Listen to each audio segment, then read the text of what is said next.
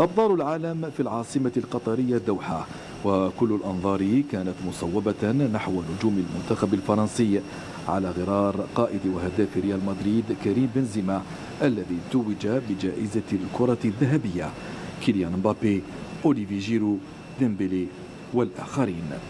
لاعبو المنتخب الفرنسي كشفوا مبكرا عن رغبتهم الكبيرة في الحفاظ على اللقب ودخول البطولة بقوة في أول مباراة تنتظرهم في كأس العالم في قطر 2022.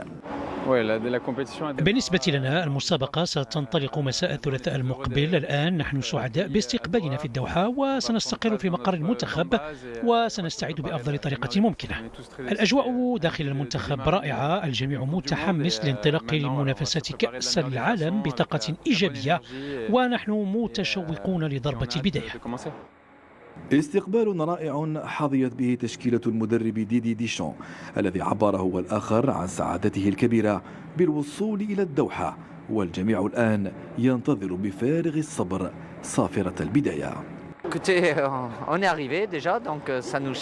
لقد وصلنا إلى هنا وهذا أمر جيد. لدينا أقل من أسبوع للاستعداد والتحضير بشكل جيد للمواجهة الأولى ضد أستراليا وباقي المنتخبات التي سنلاقيها في المجموعة.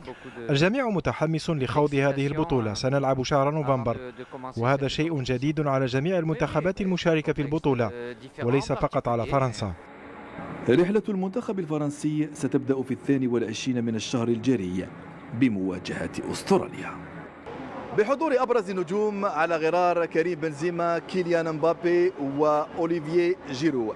حط المنتخب الفرنسي الرحال بالعاصمة القطرية الدوحة، وكله عزم على دخول البطولة بقوة من أجل الحفاظ على اللقب. من الجيزة، بين سبورتس، الدوحة.